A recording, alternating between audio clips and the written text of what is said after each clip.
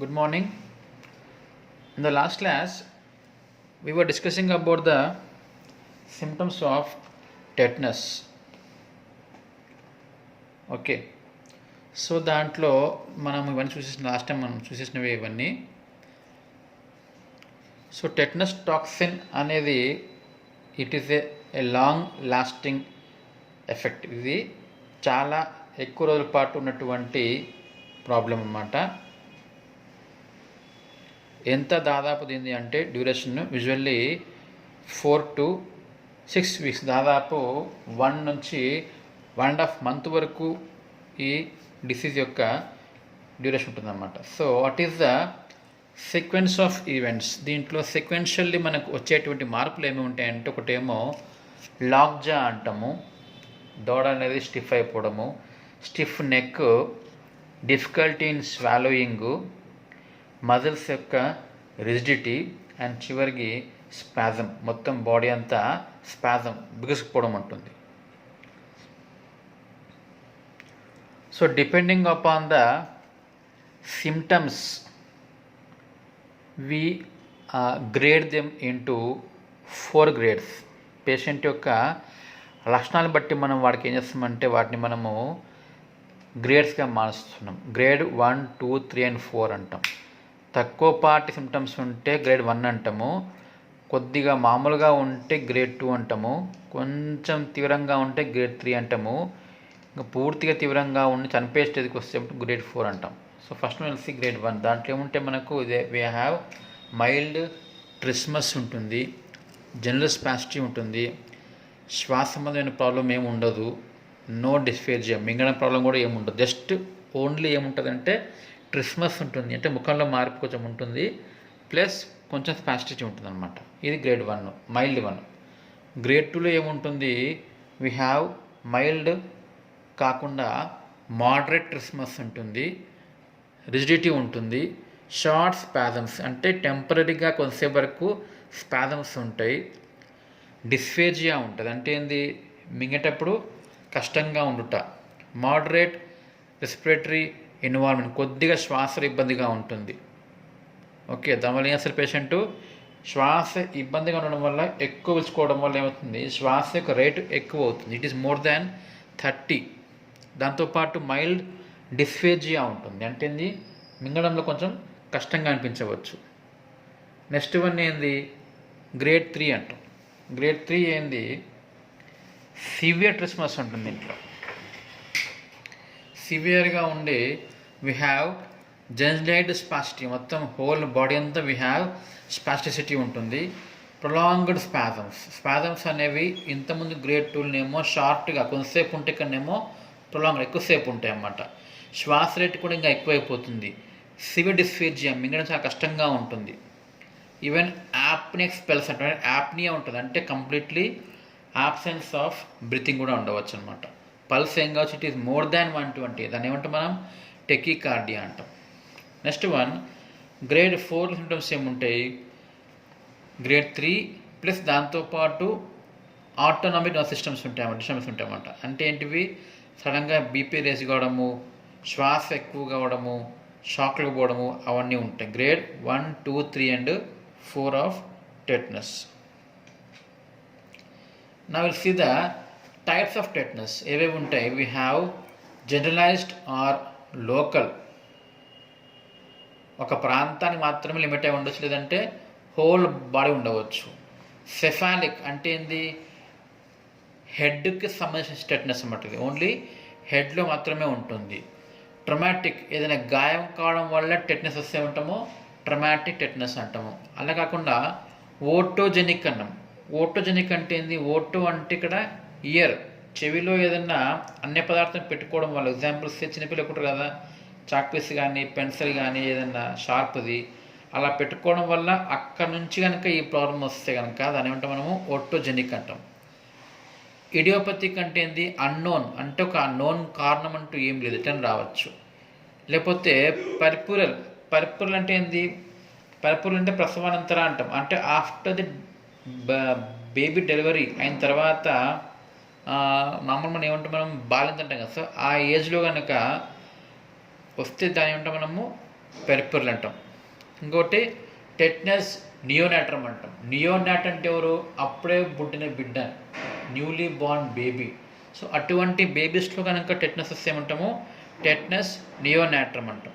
ఇవి different types of tetanus.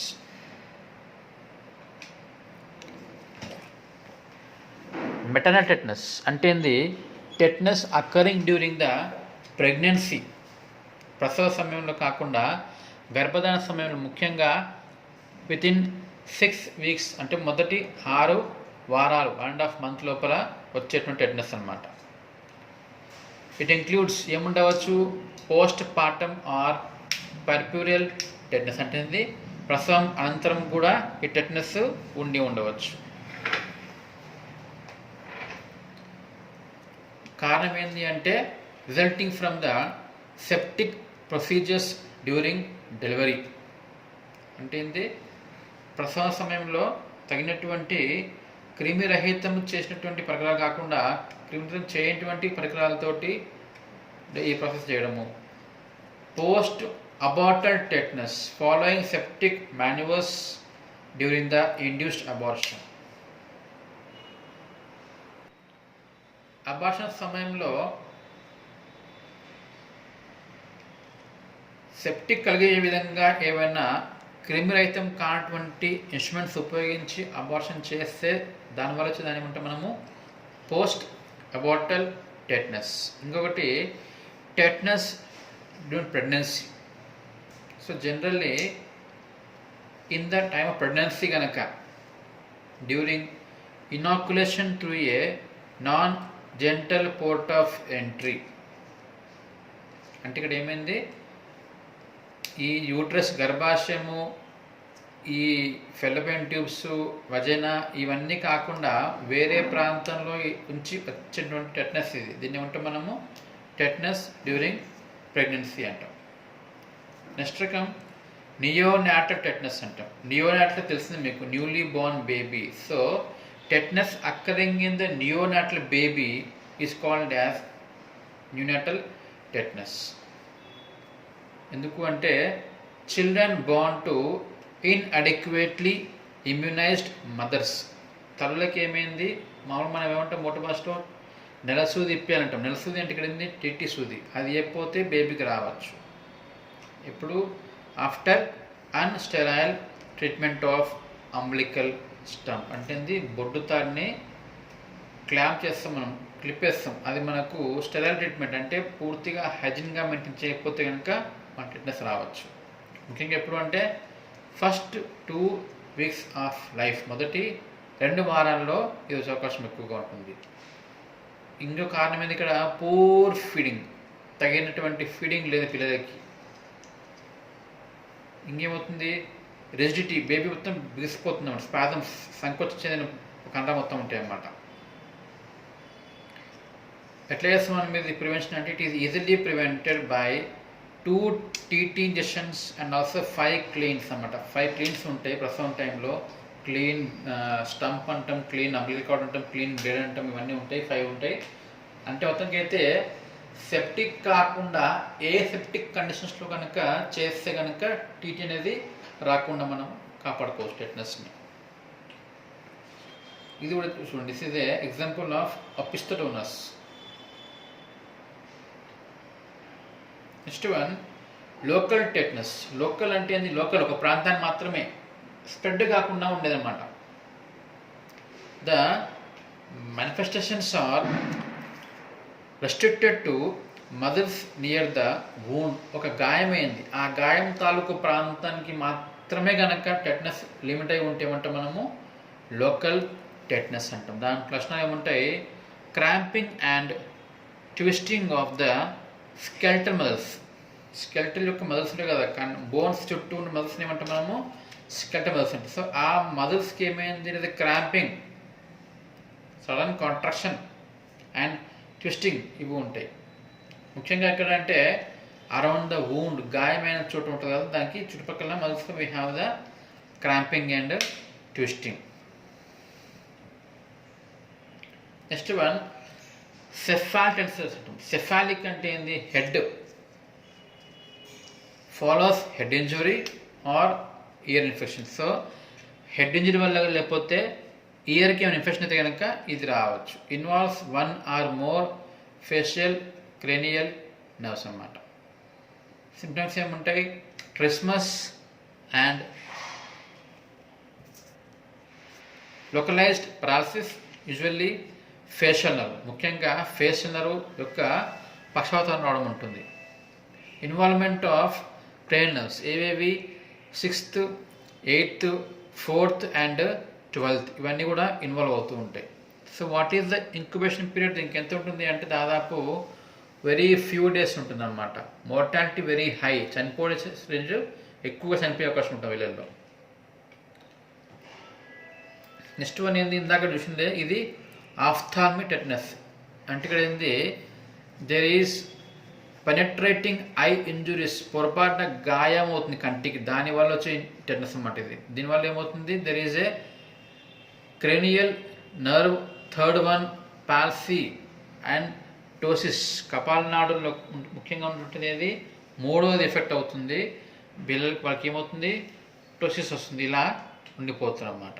Okay, ఇది ophthalmoplegic tetanus. So how to diagnose tetanus? ఎలా చేస్తాం? జనరల్ ఎట్లా చేస్తాము అంటే we just only see the symptoms of patient, చూసి చెప్పగలమాట. ఏవేవి? ట్రిస్మస్, డిస్ఫేజియా, మజిల్ యొక్క రిజిడిటీ అండ్ స్పాజమ్స్. ఇంకేం చేయాలి ఇక్కడ మనం కావాలంటే we can check for the level of leukocytes. అవి ఎక్కువ ఉంటాయి అనుకోండి, అది కూడా ఒక హింటింగ్ ఆఫ్ టెటనస్. తర్వాత మనం ఎలా ప్రివెంట్ చేయొచ్చు అంటే మనం ఇక్కడ యూ టేక్ యాంటీ టాక్సిన్స్ అన్నమాట. Okay, like say serum for 0.01 units అన్నమాట. ఇంకా ఎట్లా టెస్ట్ చేసుకొచ్చి మనము పేషెంట్ యొక్క సిఎస్ఎఫ్ అంటాం, సెరిబ్రో స్పైనల్ ఫ్లూయిడ్, దీన్ని మనము చూసి గమనించి దాంట్లో ఉన్నటువంటి బ్యాక్టీరియాని మనం కనుక్కుంటాం అన్నమాట. ప్రిన్సిపల్ ఆఫ్ ట్రీట్మెంట్, ఎలా ట్రీట్ చేయాలి? We are going to neutralise it. ఎట్లా? వూండ్ డెబ్రిడ్మెంట్ అండ్ యాంటీబయాటిక్స్, గాయాన్ని కడుగుతాం. కంట్రోల్ స్పాజం, కండరాన్ని కంట్రోల్ చేస్తాం. ఎట్లా? By giving anticonvulsants, sedatives, muscle relaxants. Fits రాకుండా వచ్చే మందు కావచ్చు, మానసిక ఆందోళన తగ్గించి పడుకోబెట్టి మందులు కావచ్చు. At same time muscle relaxants అంటే ఏంది? కండరాలను రిలాక్స్ చేసే మందులు ఉంటాయి అన్నమాట, ఇవి ఇవ్వచ్చు అనమాట. నా మేనేజ్మెంట్ ఎట్లా చేస్తాం మనం ఇక్కడ? Give beta blockers like say డెపిన్, నెఫిడెపిన్, బెండెపిన్ లాంటివి ఫర్ బీపీ ఇస్తాం కదా అది. ఇంకా give magnesium sulphate solution. Supportive care ఏంది? You can go for the physiotherapy, nutrition and thrombo embolism prophylaxis అన్నమాట. ఇది ప్రిన్సిపల్ ఆఫ్ ట్రీట్మెంట్. ఇంకేం చేస్తాము? Admit the patient into the ICU. తర్వాత రిస్క్ ఆఫ్ రిఫ్లెక్స్ స్పాజమ్స్, ఏదైనా stimuli వల్ల పేషెంట్కి ఏం కావచ్చు? సడన్గా స్పాజమ్ రావచ్చు. సో అటువంటి స్టిమ్యులస్ లేకుండా చేయాలంటే మనం ఏం చేయాలి? పేషెంట్ను we have to maintain a dark and quiet environment, చీకటిగా ఉండి నిశ్శబ్దంగా ఉండే వాతావరణంలో పేషెంట్ని పెట్టాలన్నమాట. Avoid unnecessary procedures and manipulations, అనవసరంగా పేషెంట్ దగ్గర పోయి అనవసరమైనటువంటి టెస్టులు కానీ మూమెంట్స్ కానీ చేయించకుండా చూసుకోవాలన్నమాట. Attempting endotracheal intubation may induce severe reflex angiospasm. So prepare for emergency tracheostomy. ఒకవేళ మనము ఎండోట్రాకియల్ ఇంట్యూబేషన్ అంటే ఏంది? ట్రాకియాలోకి ట్యూబ్ని పెట్టేటువంటి ప్రక్రియ అనమాట. అలా పెడితే మొత్తం పొరపాటున దానివల్ల దాని చుట్టూ ఉన్న ల్యాండ్స్ ఏమవుతుంది? స్పాజమ్, సంకోచం చెందవచ్చు అనమాట.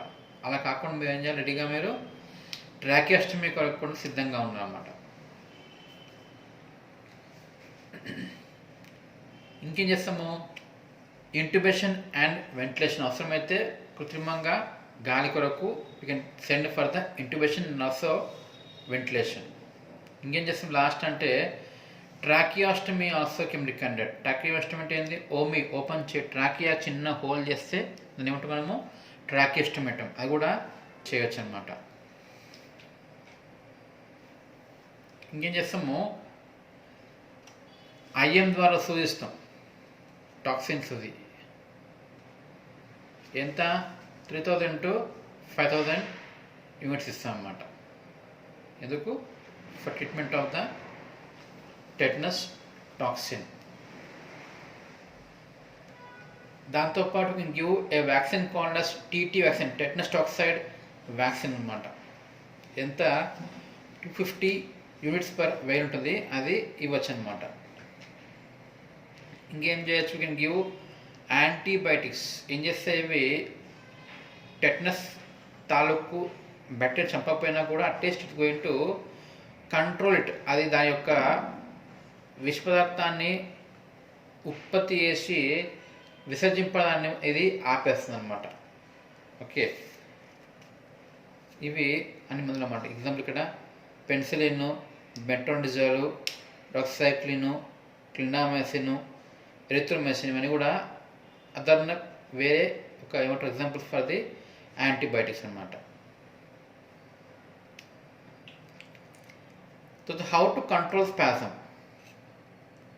ఏం చేస్తాము, we are going to give sedatives, hypnotic agents, anaesthetics, centrally acting muscle relaxants and neuromuscular blocking agents. ఇవన్నీ ఇస్తే ఏమవుతుంది, స్పాజమ్స్ అనేవి కంట్రోల్ అయిపోతుంది. దాంతోపాటు ఏం చేయొచ్చు మనము, can give anticonvulsants. Fits రాకుండా మంది ఉంటుంది కదా, అవి కూడా ఇవ్వచ్చు. Example benzodiazepines. ఇంకా వాళ్ళని పట్టుకుపెట్టడానికి ఏం చేస్తాం మనము, can give a medicine called as diazepam. This is going to make the patient sleep. Also we can give skeletal muscle relaxants అనమాట, which are going to relax the muscles. Example ఏది, vecuronium అనే example, లేకపోతే అట్రాకోరియం, లేకపోతే పానిక్రోనియం. ఇవన్నీ కూడా examples for the skeletal muscle relaxants. ఇంకేమి ఇవ్వచ్చు, we can give బ్యాక్లోఫెన్. ఇంకొక ఎగ్జాంపుల్ ఏంది, బ్యాక్లోఫెన్ అన్నమాట. ఇది కూడా ఇవ్వచ్చు. ఎంత, 5 mg for 3 times a day ఇవ్వచ్చు. How to prevent this one, we can give a vaccine called as DTP, which contains vaccine for the diphtheria, tetanus and polio, pertussis అంటే ఏంది, whooping cough, దీనికి ఇచ్చేది అండి. సో ఇక్కడ DTP vaccine అనేది ఎప్పుడు within 6 weeks of birth, పుట్టిన 6 వారాలలోపు ఈ టీకా ఇస్తే కూడా టెటనస్ రాకుండా కాపాడుకోవచ్చు. ఇప్పుడు ఇంకో డోసు ఎప్పుడు ఇస్తాం మనము, 10th weekలో ఇస్తాము. ఇంకొక డోసు 14th weekలో ఇస్తాం. తర్వాత 18th week ఇంకొక మంత్లో ఒక డోసు ఇస్తాం ఆఫ్టర్ 1.5 year. తర్వాత 6 years ఇంకొక డోసు ఇస్తాము. లాస్ట్ 10th yearలో ఒక చివరికి ఒక డోసు ఇచ్చేస్తాం. ఇది DTP dose for the prevention of tetanus disease.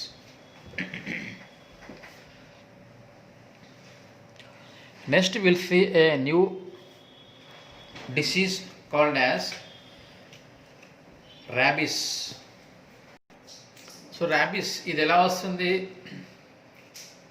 with a bite of rabies dog అన్నమాట. It is a viral disease that causes acute encephalitis, inflammation of the brain. It is a zoonotic disease అన్నాం. Zoonotic అర్థమైంది, zoo అంటే animals, animal ద్వారా సంక్రమించేటువంటి వ్యాధిని ఏమంటాం మనము, zoonotic disease అంటాం. The disease infects the domestic and wild animals and ఈ spread to the people through close contact with infected saliva via bites or scratches. ఇక్కడ డొమెస్టిక్ అంటే ఏంది, which are taming in the house. మన ఇంట్లో పెంచుకునేటువంటి జంతువులు ఉంటాయి కదా, వాటిని ఏమంటాం మనము డొమెస్టిక్ యానిమల్స్ అంటాం. సో వాటిలో ఉంటుంది. వాటి యొక్క సలైవా ద్వారా మన బాడీకి ఒకవేళ బైట్ వల్ల లేకపోతే స్క్రాచ్ వల్ల మనకు సంక్రమించవచ్చు అనమాట. ముఖ్యంగా ఎవరు అంటే dogs are the source for the human rabies అనమాట. Okay, so who is the host and reservoir? ఇది ముఖ్యంగా ఎవరెవరిలో ఉంటుంది అంటే మెయిన్లీ ఎక్కువ ఉండేది డాగ్స్లో ఉంటుంది. తర్వాత అంటే ఎవరు, డాగ్స్తో పాటు గబ్బిలాల్లో ఉంటుంది, నక్కలో ఉంటుంది, దాంతోపాటు గుర్రంలో, పోతులలో, దాంట్లో పిక్స్లో కూడా ఇది కొద్దిగా ఉండే అవకాశము ఉందన్నమాట. ఇది reservoir of the rabies. So what is source of infection? ఇది ఎలా సంక్రమించవచ్చు అంటే త్రూ ద సలైవా, లాలజలంతో వస్తుంది అన్నమాట. In dogs and cats the virus is present in the saliva for 3-4 days before the clinical onset and course of illness till death. ఇప్పుడు ఏంది 3-4 days వరకు ఏముంటుంది నోట్లో, సలైవాలో ఈ వైరస్ కనిపించుంటుంది అనమాట. What is the incubation period? ఎంత టైం పడుతుంది?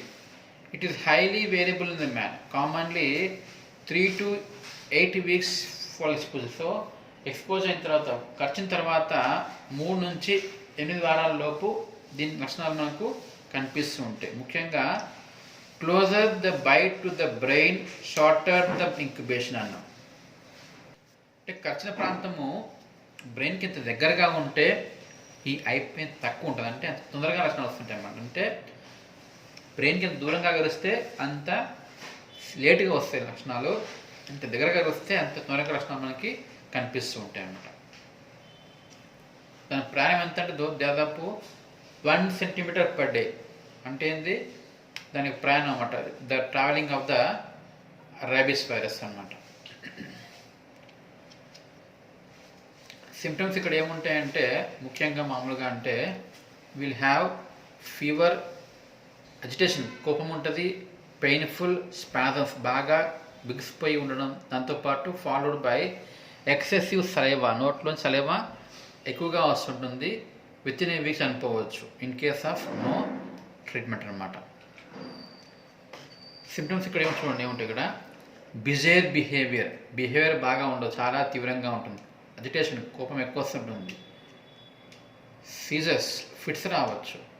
Difficulty in drinking, వాడికి నీళ్ళు తాగడానికి ఇబ్బందిగా ఉంటుంది. Patients will be able to eat solids, గణపతి తీసుకుంటారు కానీ నో లిక్విడ్స్ అనమాట, నీళ్ళు లాంటి తాగడం అనమాట. అఫ్రేడ్ ఆఫ్ వాటర్, దాన్ని ఏమంటాం hydrophobia. Even sound or sight of water will disturb the patient అనమాట. But suffer with intense thirst, బాగా దాహం వేస్తుంది కానీ వాళ్ళు నీళ్ళు తాగడానికి భయపడుతుంటారు.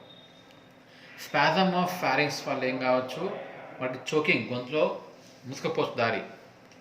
Even he would die within 1 to 6 days అన్నమాట. ఇంక పేషెంట్కి ఇంకేం కావచ్చు, he may have respiratory arrest, శ్వాస అని సడన్గా ఆగిపోయే అవకాశం ఉంటుంది. హెడేక్, తలనొప్పి వస్తుంది. ఫీవర్ ఉంటుంది. సోర్ థ్రోట్, గొంతు బొంగురుపోవడం ఉంటుంది. నర్వస్నెస్, టెన్షన్ పడుతూ ఉంటారు అన్నమాట. కన్ఫ్యూజన్, క్లారిటీ ఉండకపోవడము. Pain or tingling at the site of the bite, కరిచిన ప్రాంతంలో నొప్పి ఉంటుంది, తిమ్మిర్లు ఉంటాయి. హాలుసినేషన్స్ అంటే ఏంది, which are not really are seen, లేని వాటిని చూడడం, దాని ఏమంటాం హాలుసినేషన్. ఇంకా హైడ్రోఫోబియా, వాటర్ అంటే భయంతో కూడి ఉంటారన్నమాట.